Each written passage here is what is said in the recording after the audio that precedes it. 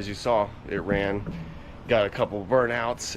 It was a good time, man. And as you saw, the radiator started leaking profusely, which wasn't happening before. The reason it wasn't happening before was I was worried about overheating issues. It was overheating and shooting steam out the side, the coolant overflow, and yeah, it shouldn't be getting that hot. And so I was like, well, I did clean out the block and shop vaced all the gunk out of there, flushed the radiator and the block several times, but it was still getting super hot. So the plan then was, let me remove the radiator and flip it over and back flush it. And I did that, and boy howdy, did a lot of stuff come out of there. It was little acorn skins and everything, you know, and about 2 piles of dog dookie worth of just muck came out of there. So once I did that, put it back in, then it started leaking. So apparently all that muck was keeping pressure. So she should cool now. However, the coolant leak is an issue, and so I want to show you what I'm about to do about that. And so what I am going to do about it is, well, first of all, I had to plug it, and these are just fuel filters that I had laying around. Just capped them off, taped them in there, just to hold pressure. Obviously got the cap and the overflow pipe capped. And in order to induce pressure, I got my little jump pack here that also has a air compressor inside of it. I got her set to ball mode and 10 psi. I read that most radiators are from 6 to 10 or 6 to 15 or something like that. I reckon 10 psi ain't gonna hurt it. And I did find some spots. Let me show you. Let me go here. Where we go? Soap.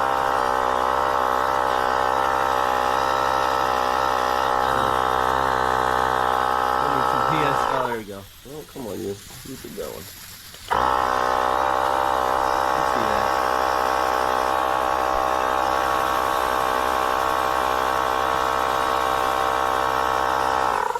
So, I have some soldering to do.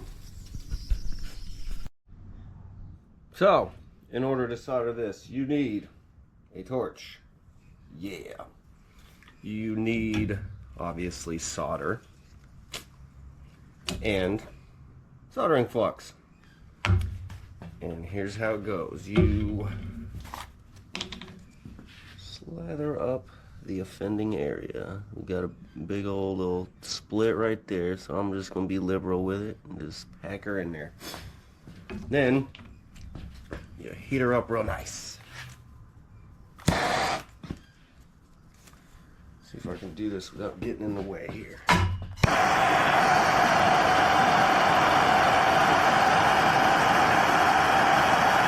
Heat it so the metal's hot enough that the solder melts, rather.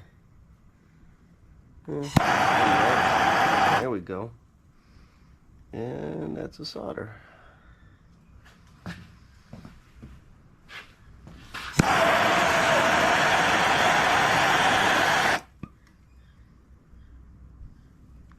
There. And then I'm just going to do that and retry my... Well, how? You guys are there. Let's do that now.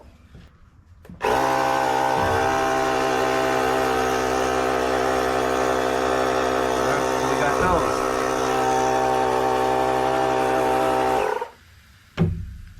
So let's do that over there.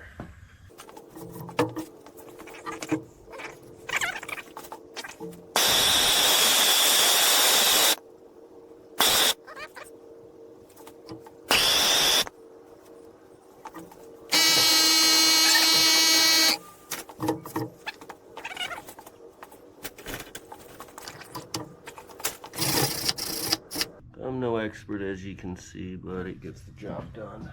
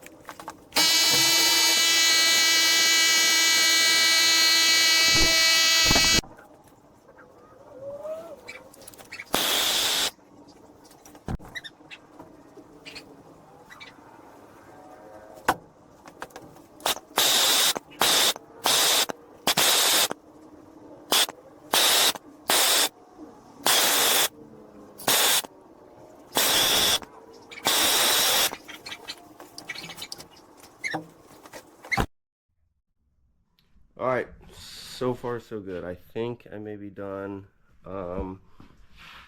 I got it to hold pressure, and yeah, I found that some of these holes were so tiny that I just could not see them once I wiped all the soap away.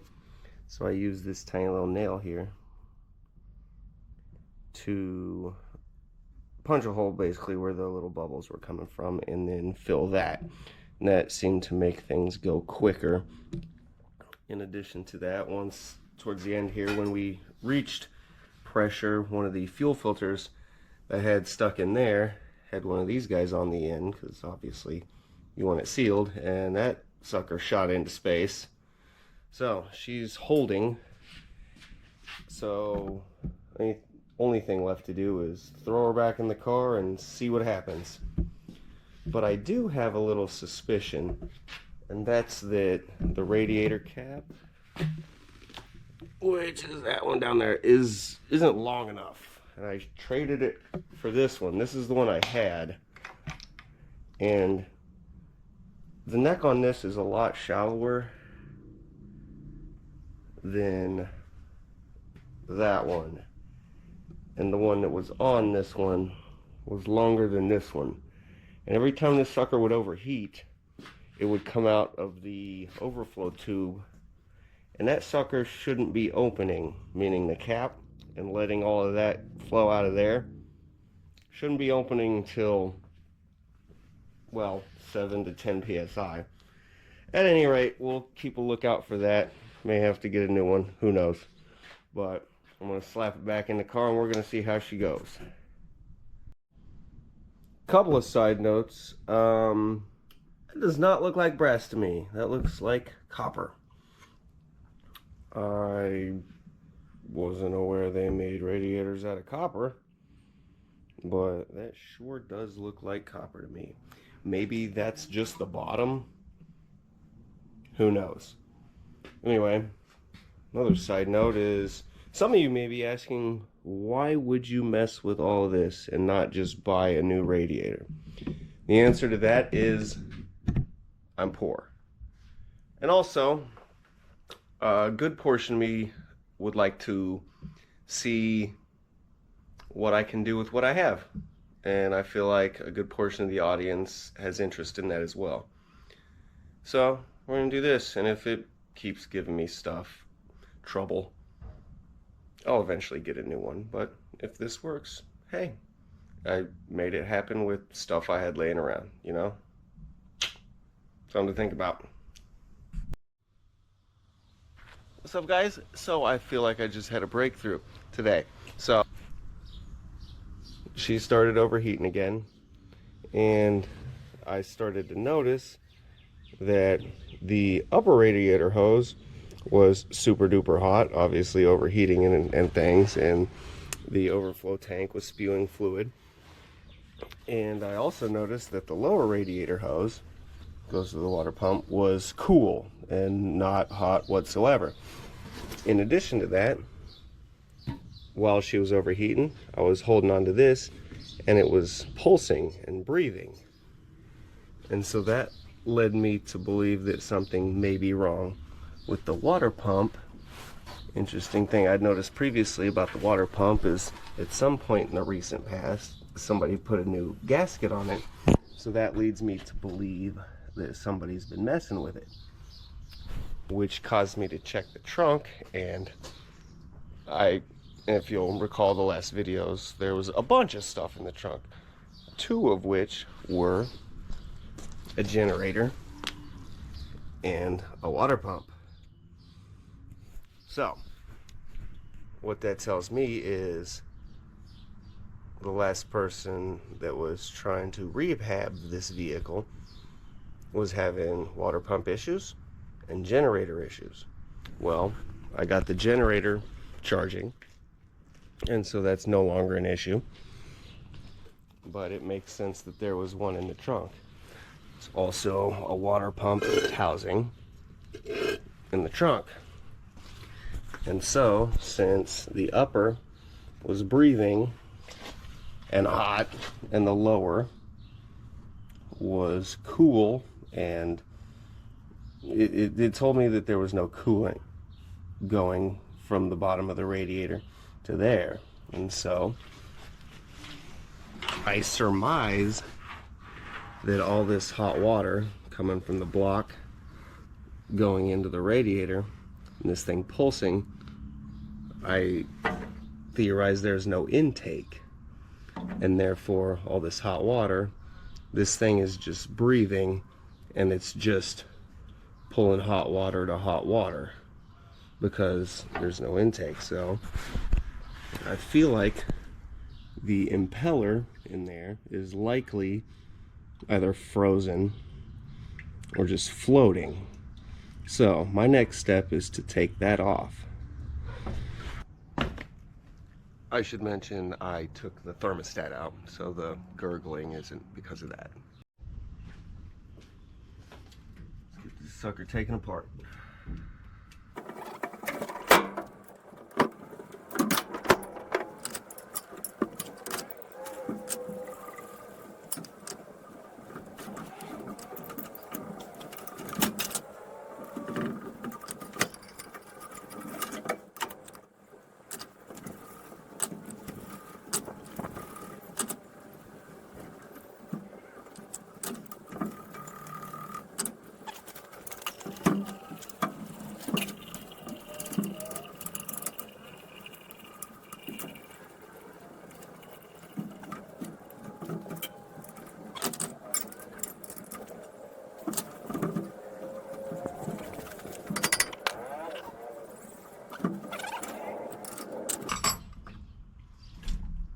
Well, that's annoying.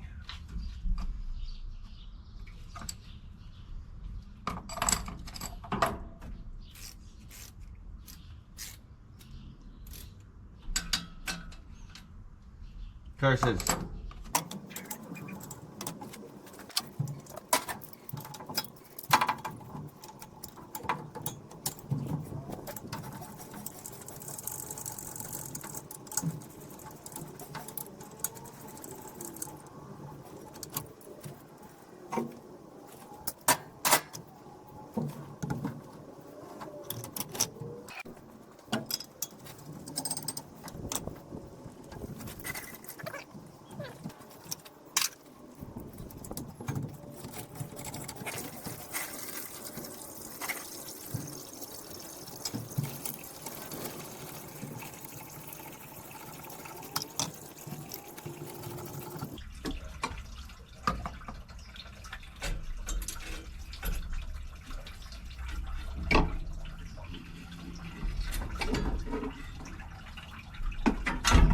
That works.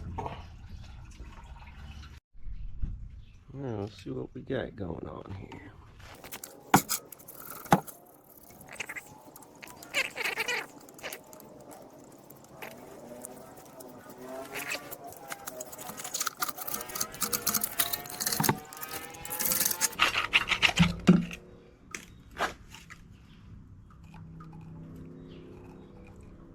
Ew. Yep, that ain't helping anything. See all that in there? Oh, that wasn't in there. No. Alright, well, I'm guessing that's probably not supposed to be plugged off.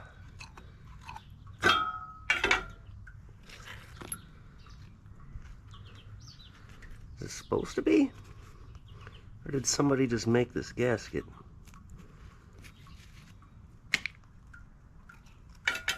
Well, let's look on the block. Yeah, nice. Hold on. Can't get you in there. Let's see. You're going to be upside down for a second. Yep, that should be open. And it's completely blocked off. That could be a good reason why that sucker was overheating. Neato. Let's get this back plate off and see what we see. Oh, I don't like this. Look at those warbled out screws. Oh boy. So for those of you that don't know, I personally like to use on stuck nuts and bolts, and in this case screws, heat and some wax. The wax seems to get in the threads better and make things easier. We got your boy Rorschach over here overseeing operations. Don't we, bro? That's right. Alright, let's get to this.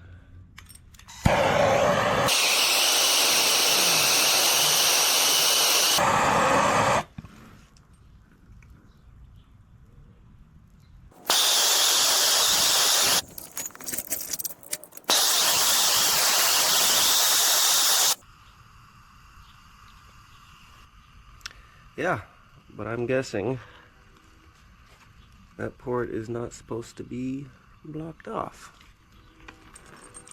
That would cause an engine to overheat, I'm guessing.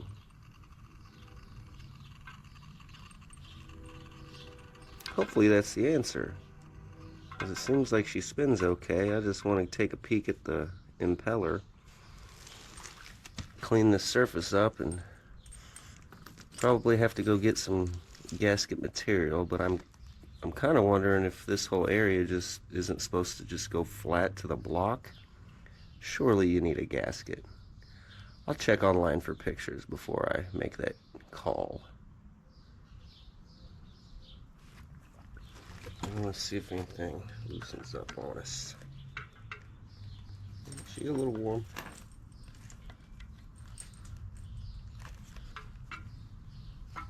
Oh, there we go. Lovely. Off center, that's probably annoying. Well, he burned himself.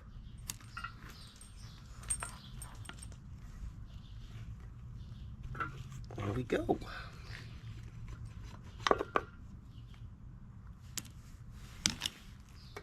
Now then, let's get this sucker. Yeah. That's pretty. Oh, that's the gasket we need. Woo, baby. Alright, well. Impeller looks like it should, probably, I think. Oh, that's also not great. Boy, this engine was just caked with stuff. Alright, well, I think we have found our problem, so I need to get this cleaned up and find or make some gaskets. So, alright, so looked online, and here's what's available. I mean, that's for the whole rebuild kit, but I'm not trying to pay 125 bucks for a rebuild kit because the impeller seems fine, and I only need the gaskets. And it's not like they're super available for a 1952 Packard anyway. So what I'm doing is I bought a roll of gasket material. I got this at Advance Auto Parts, and you can too. So what we're gonna do is remove this for a second. And I'm gonna take the cover here, and I'm going to put him over the top and try and utilize space.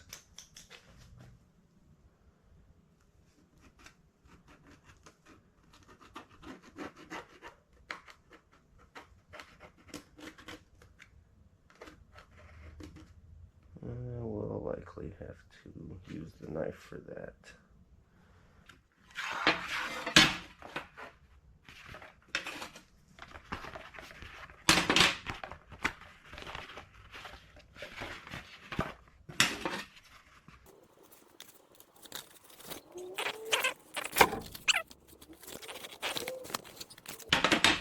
That's the most. Come on out of there. There we go. All right. So anyway, let's get that little guy off of there. Line him back up. Where are we at?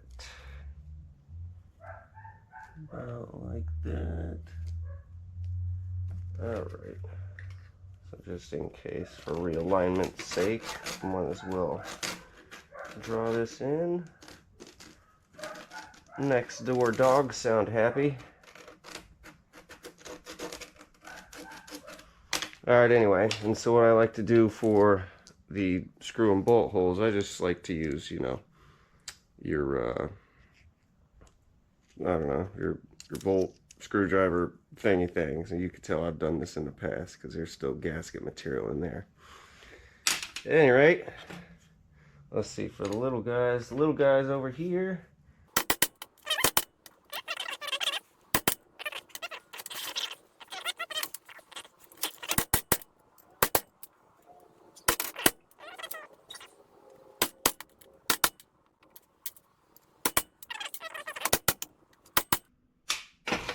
See how we did. All right, yeah, so those just pop out.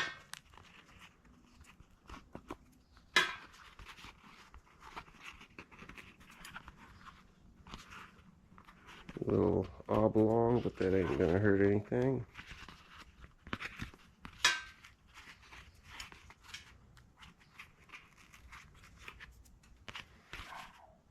All right.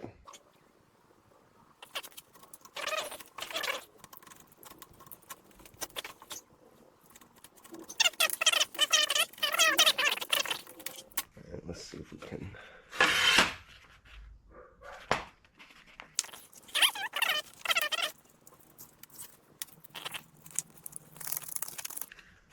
All right. Now the wang.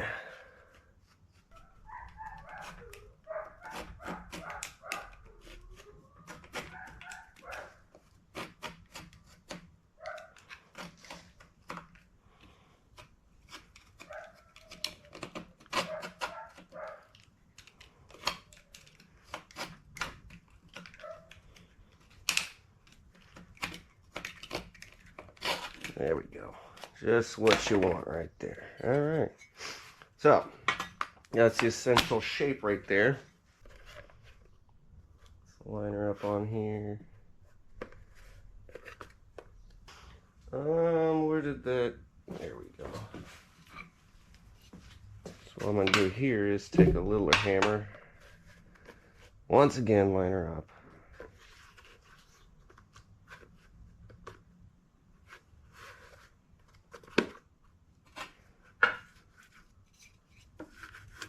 You can either do a little something like this, just something to find your outline.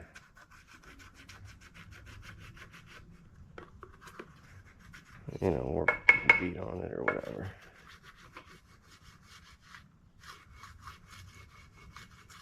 You get the idea. Hope I'm showing this.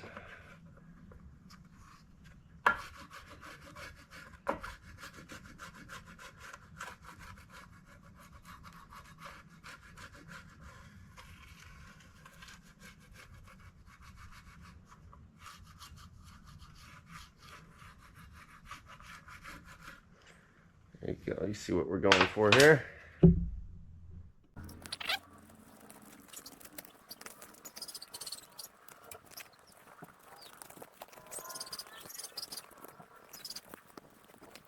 All right. See how I did.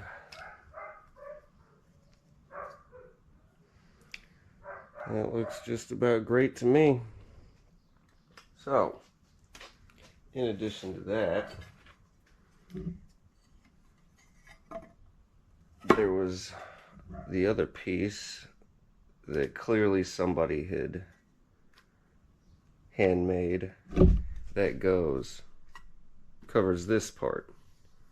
But the part they made covered that, and that was not helping us whatsoever. So,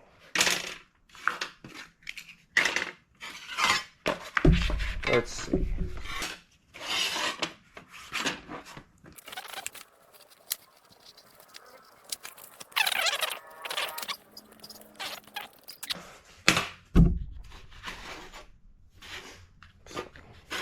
Get him back under here. Where? Oh, am I stupid? Yes, I am. All right. Nice little alignment.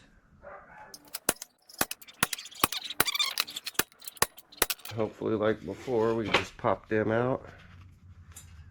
I'm telling you, that's the way to do it, folks.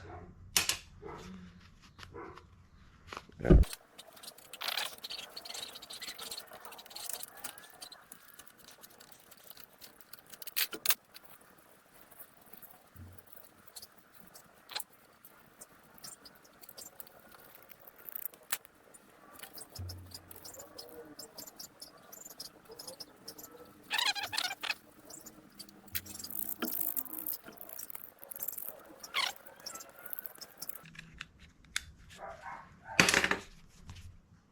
Not too bad, right?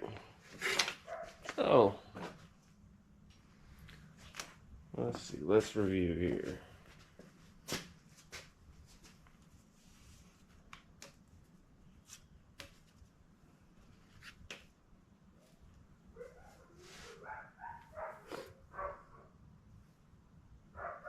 Looks like mine. Looky there, now we have a water pump ready to install. And again, to compare, this completely blocking this passage, and also all this extra nonsense, you know. I might also mention a thing I noticed was the coolant was coming out the overflow port way too easily, and I found out that my radiator cap, about 7/8 there, about 1 1/8 here. So I need a deep throw, long throw radiator cap as well. So that's good to know. That'll keep everything from gushing out there, but I gotta look up online how to do that. So let's get this water pump back in. So there you have it. We got the water pump back on. Got our spackled with gasket maker, keeping the 2 gaskets there nice and watertight. And I would imagine that's going to solve all of our cooling issues, other than the shallow cap. But I'll look into getting another one of those. Another thing I did was I painted the coil and the coil strap, and I took all these old wires off and cleaned them. And I looked something up, because this is a 6-volt system, 6-volt positive ground. It's a lot less than 12-volt, and some of you may know that 12-volt spark plug wires have like graphite core because they have higher amperage and whatever, and these don't. So these, if you can see real close, those are actual solid wire core. So I wanted to save these, so I put new boots on all of them.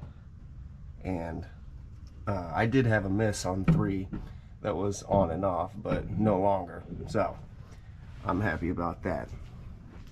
Anyway, we'll get her running, and hopefully she doesn't spew steam and coolant everywhere. Hey everybody, so what I did about the radiator cap, and I looked all over the place, Tractor Supplies and all this other stuff, and I just couldn't find one that wasn't halfway across the United States for like 30-40 bucks. So what I did was I just made a rubber spacer. I made it out of a carpet square that has rubber on the back. Do what you can with what you got, kids. Anywho, that seems to be doing the trick. So that seals that. Still is below the overflow tube. Pop that baby on there, and let's see if it does what it's supposed to do, which is run cool. Well, she's been running about 15-20 minutes at this point.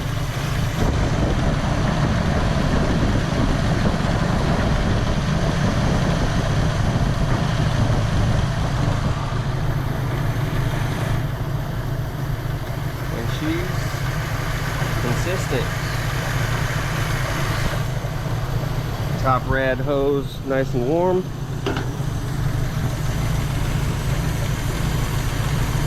bottom hose nice and warm. And it would seem I did a reasonable job soldering this sucker. So that's great. Great news. So, next thing up is the fuel system. Let's get it running on its own fuel instead of this.